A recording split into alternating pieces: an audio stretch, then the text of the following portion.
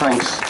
I mean, fascism is really all about gloom and doom. It was one of the worst political catastrophes of the 20th century. Effectively, it was what Tom Nairn called it, which is a nationalist disaster. That's how he described fascism, a nationalist disaster. And therefore I thought I might start with a joke, just to relieve some of the tension. I was referred to by Professor Paranjpe as a Trotskyite who confronted Prakash Karat in the 1970s, and then the next year, apparently the SFI lost the election because of this confrontation that we would have, etc., etc. First of all, this is to personalize things too much. We had a group in JNU which represented the politics of the left opposition. The left opposition is a term which comes from Russia in the 1920s and 30s, of those Marxists within the Bolshevik party who were opposed to emerging Stalinism and then to the later full-blown Stalinism. It was called collectively the left opposition. Trotsky was only one of the leaders of the left opposition, and likewise in JNU in the 1970s, we always thought collectively and worked collectively. It's not fair to isolate one person, Jairus Banaji, and then say, that Trotskyite. Now I hate this term Trotskyite.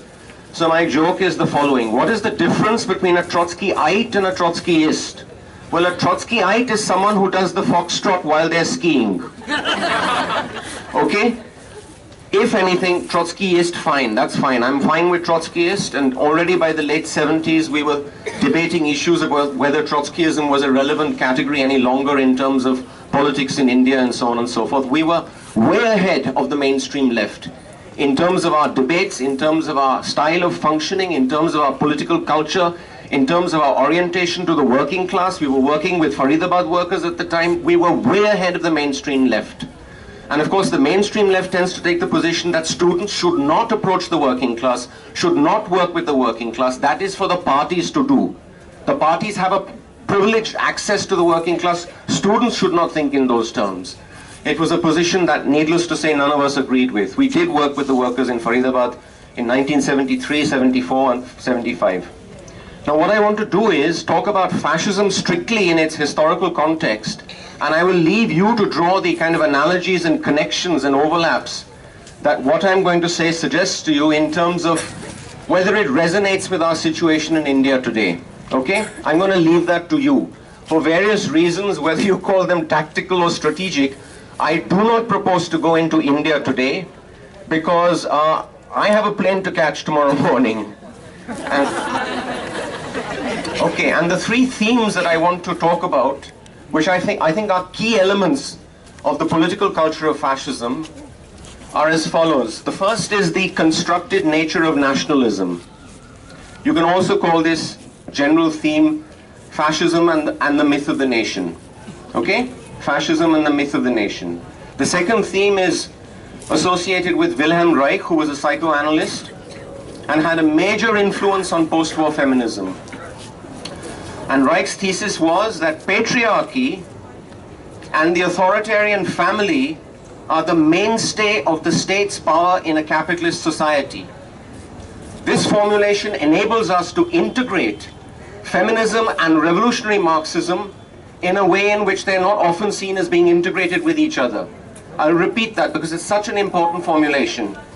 Reich's thesis is that patriarchy and the authoritarian family are the mainstay of the state's power in a capitalist society, but particularly so under fascism, okay? Where this relationship between the two becomes externally, overtly posited. And the third thesis I want to present to you by way of describing a third element of the culture of fascism is Sartre's conception of, it'll sound pretty dense, but his conception of manipulated seriality. And I'll explain later on what I mean by that. As the heart of fascist politics. If you ask what's really the kernel of fascist politics, it's what he calls manipulated seriality. You need to understand this term seriality to understand the dynamics of politics in the capitalist state. So these are the three broad elements that I want to briefly speak about. The first one, the constructed nature of nationalism or fascism and the myth of the nation, is something that emerges very clearly from an essay that Arthur Rosenberg wrote in 19 1934. He published it in 1934 when he was in exile. He fled from Germany in 1933. And Rosenberg was a Reichstag deputy. That is to say, in Indian terms, he was a member of parliament, of the Lok Sabha. He was a member of the German Lok Sabha, because they had a similar kind of political structure to ours, you know, federal as well as a central. He was a communist. Not only a communist, he was on the left wing of the German Communist Party, of the KPD. So he was the head of what was called, not the head of it, but one of the leading figures in what was called the Berlin left. Because the left wing of the German Communist Party was based largely in Berlin, and they had a strong network among the workers there. And Karl Korsch, many of you may have heard of him, was also one of those members of the Berlin left. And Rosenberg's essay, the very title of that essay shows you how original his contribution was to a left-wing understanding of fascism, because it was called Fascism as a Mass Movement. The Comintern didn't believe that fascism would last long. The Comintern didn't believe, that Comintern I mean the Communist International, did not believe that it had deep roots. The Comintern really saw fascism as some kind of conspiracy hatched by finance capital. Like a collection of bankers, of German bankers, sit somewhere and they conspire to make fascism happen, as if Hitler is somehow a puppet of finance capital, and as if the kind of mass appeal that the Nazi Party generated in Germany in the late 20s and 1930s had no roots deeper than that of finance capital, which is a ridiculous view because it is so reductive.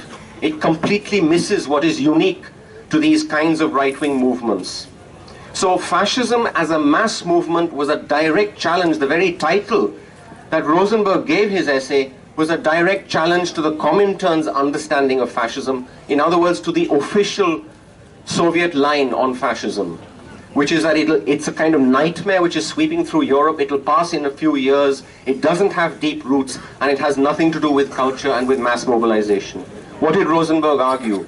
And there are interesting overlaps between these three elements that I'm talking about, between the three theses, Rosenberg, Reich, and Sartre, the three best thinkers of the left on the issue of fascism. There are interesting connections between the way they argued about fascism, which I'll try and draw out a bit later.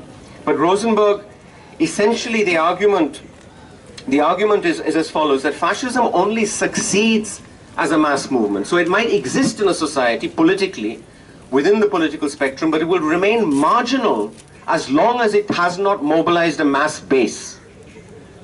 And I said I'm not going to talk about India, but look at the watershed of the 1980s in India. India has a watershed. It's the 1980s. Pre-1980s, marginal. Post-1980s, massively important. Okay. So fascism only succeeds as a mass movement. That was one of his central arguments in the essay. Then the question becomes, how does fascism, how do right-wing movements construct a mass base?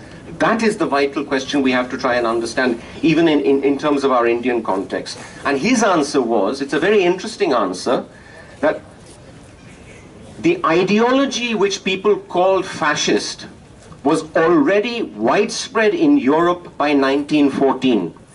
Now remember, the Nazi Party wasn't formed till the early 1920s. And Hitler and the Nazis did not become important in German politics till the end of the 1920s, when the economic crisis hit full blast. And so what is Rosenberg saying when he says that the ideology which we call fascist was already widespread in European society by 1914? He is reversing the relationship between politics and ideology. He is saying the ideology is not a creation of the political party is a creation of the ideology. Okay? So he's pointing to some slower moving process within European politics and European society, which can be traced back to the 1870s and the 1880s. And what is that? That as and when parliamentary democracy begins to expand in Europe, the traditional elites of European society are faced with a dilemma. How do they win elections? I mean, these traditional elites have absolutely no appeal to the masses. Absolutely none. They represent the interests of big business and of landed property, of large landed property. Why on earth would they have any appeal to the masses? Because they are in fact the oppressors of the working people. But this is where the whole point about ideology becomes important, because the kind of politics that emerged in Europe in the 1870s and 80s is what Rosenberg calls a new authoritarian conservatism. And it was there in Britain, it was there in the Habsburg Empire, it was there in Italy, in France, and in Germany. This new authoritarian conservatism is in some sense to be seen as the 19th century precursor of fascist ideology, of the fascisms that become more dominant later on. Now, fascist ideology is actually a pastiche of motifs. It's a pastiche of different ideological currents. It has very little coherence on its own. And it's important to say this because it means you have to try and look at the individual components of a fascist ideology. And these should be obvious to us by today. For example, racism. All right? Racism. Support for a strong state externally, acting on the world. They wanted German capital to become German imperialism so that it could compete effectively on the world market and so on. So support for imperialism, for an aggressive external thrust. Hostility to labor, incredible hostility to labor and to the organized working class. Authoritarianism, okay? Connected with that would be patriarchy, and the last and most important of these components of this kind of ideological pastiche that makes up fascism is nationalism, okay? The key to the success of the right wing in European politics from the 1870s onwards lies in the emergence of a new kind of nationalism which European politics did not know before the 1870s. All right, that kind of aggressive xenophobic nationalism was not there on the European political scene in 1848. It wasn't there in the 1860s when Marx was writing Capital. It becomes dominant and much more aggressive, overtly aggressive, from the 1870s onwards. And that's partly linked to the rush for colonies, the whole frantic rush to divide up Africa, to grab pieces of land and so on and so forth. But it's not only linked to that. Okay? I don't want to have a kind of economic reductive explanation of nationalism itself. So what do I mean by the constructed nature of nationalism? Or why call it fascism and the myth of the nation? Do nations exist? Simple question. Do nations exist in the way that classes exist? Let me ask you this. This is the most important question we face in India today. Do nations exist in the way that classes exist? I know what a class is when I see it. I live in a society which is a middle class society. I know what the middle class is in a city like Bombay. And I know what kind of culture is epitomized by the middle class in India today. Okay, so I can see the middle class. I see its culture. I see its politics. And if I were living somewhere else, for example, in rural India, I would confront other classes. I know what the working class looks like. All right, I know where the working class is employed. And there are other working classes who are not employed in large-scale units of production. They're employed in the home and so on and so forth. But class, the point about class is that these are real communities. These are real existing entities. Who on earth would want to argue that a nation has the same kind of ontology as a class? That the nation exists in the same sense as a class exists. Okay? So, since nationalism is one of the kind of main themes in these lectures, let me just sum up my position vis-a-vis the two dominant interpretations or models on nationalism currently. The first is associated with Ernst Gellner, and Gellner's position was totally supported by Hobsbawm. The other position, which in some ways is more popular from the kind of, 1980s or 1990s onwards, is Imagined Communities, Benedict Anderson, Perry Anderson's, well, not necessarily more intelligent brother, but anyway, Perry Anderson's brother, his better half or whatever. Benedict Anderson describes the nation as an imagined community, but he wants to give a kind of positive spin to the word imagined. Okay? And this is very, very much different from the way Gellner understood nations and nationalism. Can I have that? Let me just refer to this. Hobsbawm, on the constructed nature of nationalism, says this: with Gellner, I would stress the element of artifact, invention, and social engineering which enters into the making of nations. And he quotes Gellner, quote, "Nations as a natural God-given way of classifying people as an inherent political destiny are a myth." That's why I said fascism and the myth of the nation. Nationalism, which sometimes takes pre-existing cultures and turns them into nations, sometimes invents them, and often obliterates pre-existing cultures, that is a reality. So notice the dissymmetry here. Nations are a myth, nationalism is a reality. And then Hobsbawm, by way of agreeing with this, says, in short, for the purposes of analysis, nationalism comes before nations. Nations do not make states and nationalisms, but the other way round. Okay? That's the argument of Gellner and Hobsbawm, which I completely agree with. Nations do not make states and nationalisms, but the other way around. Now, in contrast to that, Benedict Anderson says, Gellner makes a comparable point when he rules that nationalism is not the awakening of nations to self-consciousness. Why not? Because nations are not pre-existing. They don't pre-exist nationalism. It invents nations where they do not exist. The drawback to this formulation, says Anderson, is that Gellner is so anxious to show that nationalism masquerades under false pretenses that he assimilates invention to fabrication and to falsity, rather than to imagining and creation. Now look at the dividing line here. One guy is saying nations are fabricated, nations are fabrications. The other guy is saying, no, not quite. They are imaginings. Okay? So Anderson prefers to put it like that, imagining and creation. In this way he implies that true communities exist. He means, Anderson is talking about Gellner. Gellner implies that true communities exist which can be advantageously juxtaposed to nations. What does Anderson have in mind? Very clearly class. Okay, it's very clearly he has class in mind. Anderson doesn't agree with that. For him, class is as imagined a community as the nation is. Okay? And what does he mean by imagining?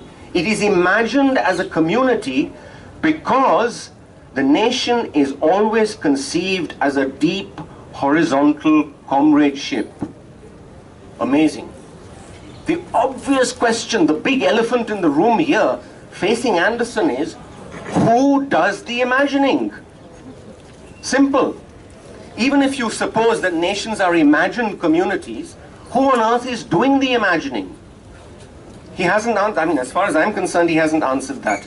And what sense can comradeship have with the kind of indefinite serialities that make up any country? What sense does it make to talk about a nation as a deep, horizontal comradeship? Okay? I can understand a class being conceived in those terms and discussed in those terms, but not a nation. Now there's one more thinker I want to bring into the picture. Her name is Leah Greenfeld, and she wrote a book called 5 Roads to Modernity, which examines nationalism in the context of France, Russia, Germany, etc., etc. She makes an interesting point which has a direct bearing on India. She says, much more often a nation is defined not as a composite entity, that means made up of individuals, but as a collective individual. Ooh, this is creepy. It reminds me of Arnab Goswami, okay? A nation is a collective individual endowed with a will and an interest of its own, which are independent of and take priority over the wills and interests of human individuals within the nation. Those human individuals are you and I, real people, real entities, existential entities. We meet with each other, we talk to each other, and so on and so forth. But no, Arnab will have none of this. For him, the supreme individual, the only one that matters is the nation. The nation demands to know. Arnab keeps screeching at us every evening. The nation demands to know, and so on and so forth. So what does Greenfeld say about this conception of nationalism? Collectivist, she calls it, such a definition of the nation results in collectivistic nationalism. Collectivistic nationalism, good term for what we are up against in India today. Collectivistic nationalisms tend to be authoritarian and imply a fundamental inequality between who and who, between a small group of self-appointed interpreters of the will of the nation. Notice that phrase. A small group of self-appointed interpreters of the will of the nation, the leaders and the masses who have to adapt to the elite's interpretations. If you don't adapt, we'll bash you. Okay? If you don't agree with this, we'll bash you. We are the interpreters of the national will, of the national good. We are the interpreters. We have appointed ourselves as interpreters. Very democratic. Extremely democratic. Okay? This collectivistic nationalism. As Greenfeld says, it is intrinsically authoritarian. So in India, in a sense, we are up against something similar to this. It's a collectivistic, authoritarian nationalism which is being pushed down our throats. That's one part of Rosenberg's argument, the argument about the myth of the nation. There is another part which is worth drawing attention to. Remember, he said that the ideology which is called fascist was already widespread by 1914. So in a sense, Nazism was a product of that ideology, not the other way around. Likewise, Mussolini's fascism was a product of that ideology. Ideology comes first. The political praxis and organization and so on flows from it. It's a product of that. But Rosenberg went on to make another important point. He said what was missing in 1914 was what was peculiar to modern fascism, which is the stormtrooper tactic, as he called it. So what's peculiar to modern fascism are the stormtroopers. I'll just pass this back to you. Now, we've had a lot of experience of stormtroopers recently, but I promised not to talk about India, so I'll leave it to you two. Stormtroopers. Now, the term basically comes from warfare. These are those elite squads that storm the trenches of the enemy. In trench warfare, which was the dominant method of warfare in the First World War, okay? I mean, if you've seen this brilliant film called The War Horse, I think it's called The War Horse, it's all about trench warfare, and it's one of the most bloodiest manual forms of warfare imaginable. True, they had already started having the aircraft and so on and so forth, but the bulk of the killing took place in the fields. And it took place across trenches and between trenches. And trench warfare was essentially about storming the trenches. Now, transposed into politics, this is what the stormtrooper does. The left did not invent the concept of the stormtrooper, it was the right which invented it. The stormtroopers are those squads. In Italy, they were literally called squadristi. Squads, they formed squads. They helped the Italian landowners in the south to break strikes by sharecroppers, to break those strikes and to eliminate, to murder the leaders of the unions in the south. When the industrialists of the north saw what the stormtroopers were doing in the south, they invited them to the north because they were confronted by working class insurgency. So they invited the stormtroopers to the north.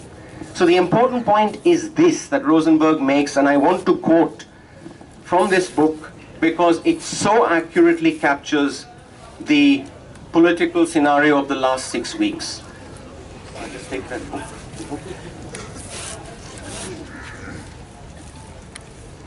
This is what he says about the stormtroopers.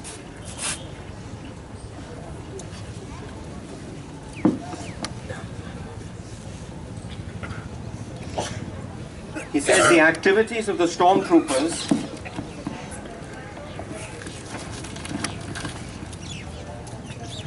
of the fascist type, the activities of stormtroopers of the fascist type are in complete violation of the laws. Legally, the stormtroopers should be tried and sentenced to prison. But in fact, nothing of the sort happens. Their conviction in the courts is pure show. Either they do not serve their sentence, or they are soon pardoned.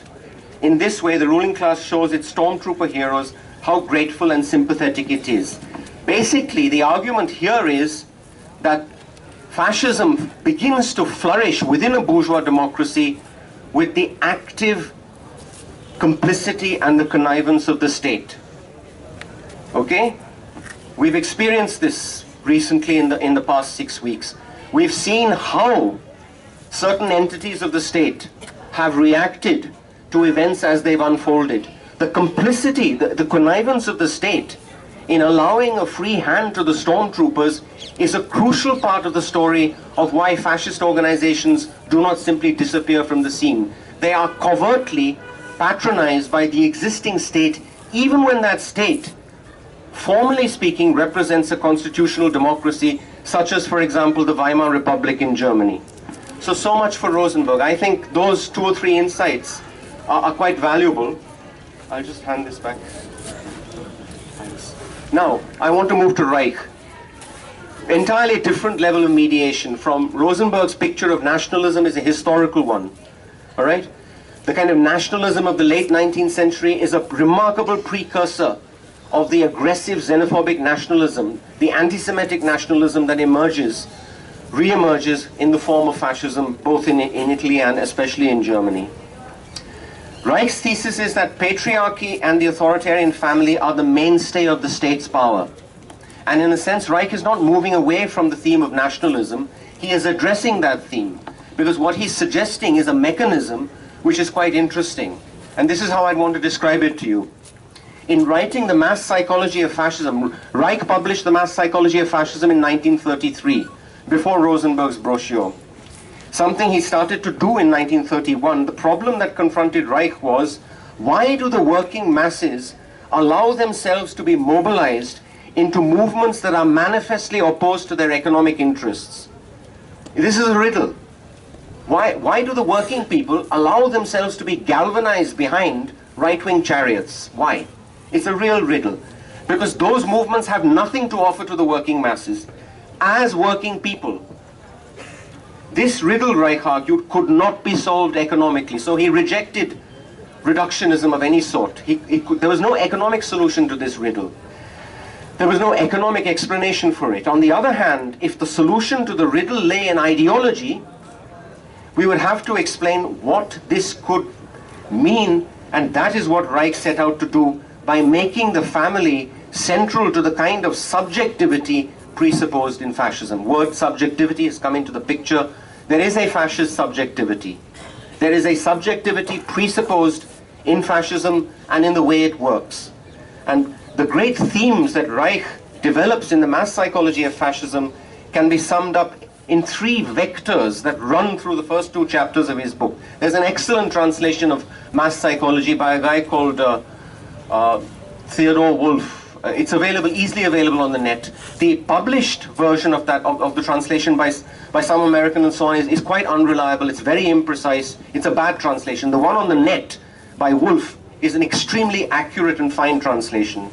And these are the themes that run through the early part of Reich's book. 1, his conception of ideology as a material force. The grounding of ideology in the psychic structures molded by family, by tradition, and by a repressed and often brutalized sexuality. In other words, ideology has nothing to do with ideas.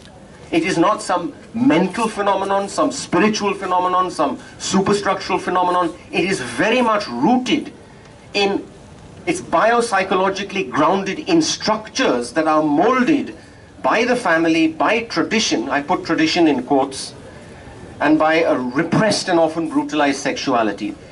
In other words, ideology is a material force. It's grounded in the family.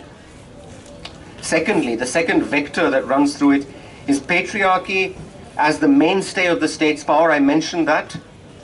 And thirdly, the resonance that Reich talks about between the authoritarian character structure molded in the family, of course, and the Führer ideology that underpins right-wing mass movements. Now, this Führer ideology, we've seen it, sorry. The Führer ideology, we weren't familiar with this quite in the same form. I mean, Indira Gandhi in the 1970s, 80s, was she a Führer? Not quite. She was an authoritarian leader, an authoritarian political figure. She was quite capable of imposing an emergency on the whole country. But what political leader can we think of in recent political experience in India that would strike us as coming close to the figure of a Führer? I am not going to mention names. I am not talking about India. I'm talking about Italy and Germany. So this Führer ideology, Führer, by the way, il duce in Italian, the leader and so on, a mass leader, someone with a strong, commanding will, with a massive chest and so on and so forth.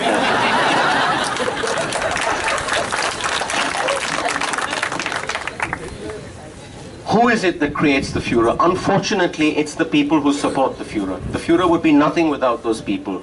So that's what Reich is driving at, that, there is a resonance between character structures of a certain type, namely authoritarian, repressed character structures, and the Führer, the structure of the Führer. Okay? One creates the other.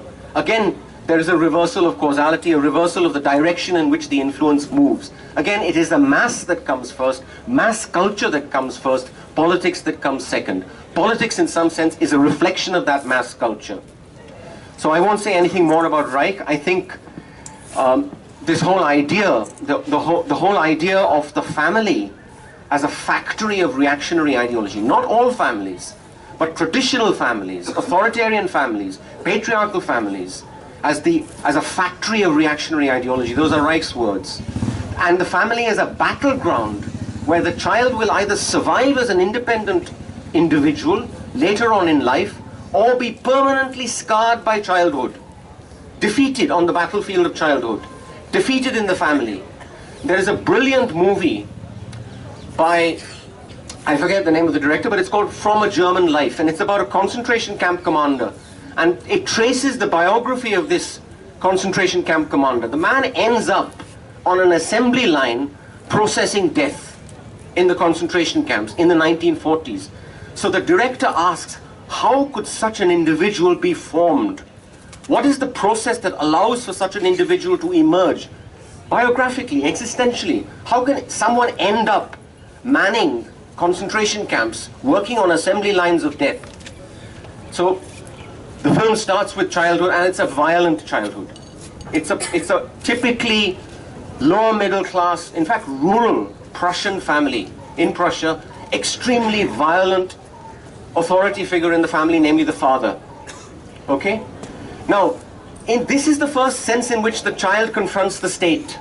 In childhood, if you cannot stand up for your mother against your father, if you cannot resist the violence of your father, there is a definite sense in which you have already lost the battle. Okay? When you grow up, when you become an adult, you are not going to be able to survive battles of authority. You will worship your employer, you will worship the state, you will worship state authorities, and so on and so forth. And the mechanism involved is identification. Because it's a kind of compensation mechanism. You lost in childhood. You were marred by the experience of childhood. You have grown up now. You identify with authority. There you are. You've beaten them. All right. You identify with your employer. You identify with the state authorities, and so on and so forth. Now, carry this one step further into politics, into the realm of fascist politics, and you can see where the Führer figure is coming from. And there is a brilliant passage in the mass psychology of fascism where Reich talks about the individuals who support the Führer and worship the Führer, okay, as people who are, helpless in childhood. They're absolutely helpless. He stresses this helplessness. When they grow up, they seek compensation in this particular form. They lack any kind of independence of their own. They cannot think critically. They have been dominated emotionally. They have been scarred by childhood experiences, and so on and so forth. So think about this. Think about the importance of character structures, the kind of structures that are being molded in the family. And again, feminism has a major role to play. Again, it's one of those bridges between feminism and left politics. To talk about the family as the site of the first class struggle, so to speak, the first battle with authority, and so on and so forth. Now Sartre, finally Sartre. His conception of manipulated seriality as the heart of fascist politics. Sartre divides society. He agrees there are classes in society. He's not disputing that, he's not contesting that point, but he divides society into two sorts of entities. Those who are organized and those who are not organized. Very simple. It's a very simple sociology. If you're organized, you can do things. If you're not organized, you can't do a thing. And you have everything done to you. Please take this away as the main lesson of this particular lecture. The division between the organized group and the non-organized, which he calls seriality. Because they are like a numerical series. You wait at a bus stop for a bus. You have no intrinsic connection with the other people who are waiting for the bus, except the bus itself. The bus is what unifies you. The bus is your external kind of unity. But otherwise you have no internal relationship with the people who you're waiting for the bus with, right? So he takes the example of the bus queue, then he develops it further and further. The type of ensemble that we're talking about here is the series, or the more general term he uses, seriality. Now, what do groups do? Groups are the ones who rule in society. Who is ruled over? The people who aren't in groups. Okay? The people who form the vast mass of any society which is serialized, atomized, fragmented. They have no experience of power. They are completely inert in terms of their ability to do things. They can do things as individuals. In the series, you can do things as individuals. You remain an individual. You have your freedom as an individual, but you cannot do anything collectively. So what is the state? The state for Sartre is an ensemble of all the dominant organized groups in society. That's what it is. We talk about the bureaucracy, we talk about the army, we talk about the police, and so on and so forth. Have you ever thought about the kind of institutional reality of these entities? They are incredibly institutionalized. Okay? They are essentially part of a kind of machine. But the important point is that they all emerge out of organized groups. At one stage or another, they were organized groups, they developed into degraded groups, then they became institutions, full-fledged institutions. That is what the ruling class is, that is what the state apparatus is. It's the ensemble of all the organized groups dominating those who are not organized. That's why trade unions are so important for workers. If workers are not organized into unions, they are simply a seriality. They are a seriality of workers competing with each other. As soon as they organize into unions, that is their first experience of collective strength and collective power and solidarity. Because the union is an organized group, at least it has the capacity to resist other organized groups. Employers are extremely well organized. The state is extremely well organized. The media are extremely well organized. These are all powerful apparatuses of organized groups. The media is especially powerful today. So what does manipulated seriality mean? Well, this is Sartre's argument. Organized groups are constantly working serialities. He says working serialities, he means working on serialities, working on series, constantly, by a process which he calls extero-conditioning. I think he takes that term from an American sociologist called Riesman in The Lonely Crowd. This book that Riesman published called The Lonely Crowd. So, extero-conditioning. In other words, you have organized groups, powerful organized groups who are constantly conditioning people who are not organized, people who are kind of, they don't know each other. They're listening, they're watching the same TV programs, but not as organized groups, as series. They're consumers of the news. And they watch, they may listen to the radio, etc. I won't mention the program that they listen to, but they listen to the radio. They're all sitting there in little groups, but they're not organized groups. They're sitting there in little groups, but they're not organized. They're essentially seriality. So this process of domination of organized groups over series is the essential process by which rule occurs. When you say, how does the ruling class rule? It rules in this particular way. And so the series becomes worked matter. Sartre is reasoning in terms of the analogy of production. In production, the worker works on raw material. Now, when the worker works on raw material, that raw material becomes worked matter. It absorbs the energy, the labor, the imagination of the worker. It becomes something different from raw material. It becomes worked matter. That is what the series becomes in the hands of the organized groups. It becomes simply worked matter. Now the key to this, the reason I emphasize this so much is that one of the ways in which this process of conditioning occurs is to create something that Sartre calls a climate. And what kind of climate are we talking about here? Climates of fear, political climates. It's hard to gauge these things. It's not easy to study a climate. But there was this brilliant, Georges Lefebvre wrote this brilliant history of the Great Fear in the French Revolution. The panic that seized large parts of France because of rumors. He analyzed those rumors, what kind of rumors, and so on and so forth. But essentially, that is the kind of thing Sartre has in mind. That the political climate doesn't fall from the sky, it's created. A climate is created. A climate of violence, a climate of fear, a climate where there is a propensity to pogroms, a propensity to lynchings, etc., etc. All of that is the work of organized groups. Again, I don't want to mention India, but it seems to me that explosions of violence that happen from time to time, whether it's 84, whether it's 2002, whether it's Kandhamal and so on, those explosions of violence have nothing spontaneous about them. They are the work of organized groups working on serialities. That's the dialectic involved. The aspect of seriality makes it seem as if it's spontaneous, because these people are not organized. It makes it look as if it's spontaneous. But in fact, it is the work of very careful, intricate planning.